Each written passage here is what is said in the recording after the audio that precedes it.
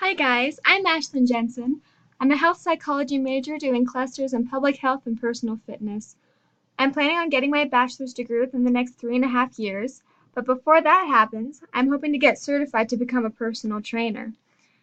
As a personal trainer, I will perform several duties. Some of these tasks include demonstrating exercise and routines to clients, monitoring client progress, providing information or resources on general fitness and health issues, assisting clients in exercises to minimize injury and promote fitness, or providing emergency first aid if necessary. With all of these duties that I will need to perform, the proper education is necessary to become certified. To become a personal trainer, I will need to choose a National Commission for Certifying Agencies, or NCCA program.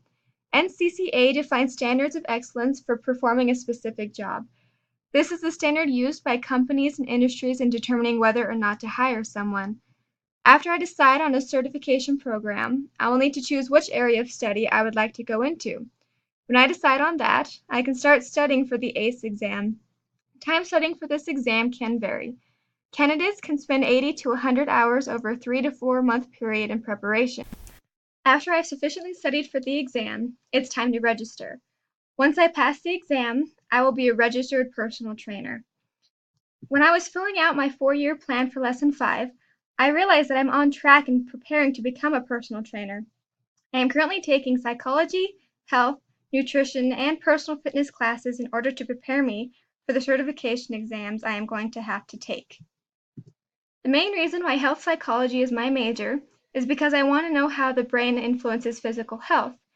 Seeing how much our bodies are influenced by what we think is extremely interesting to me. This also plays into the idea of being a personal trainer. I will have a different perspective on my clients if I get a bachelor's degree in psychology rather than just becoming a certified personal trainer. Another reason why health is a huge part of my life is because I have obese relatives and I've seen how weight and negative thinking can affect the lives of individuals. I would like to help these people with their health, and that can be both physically and mentally.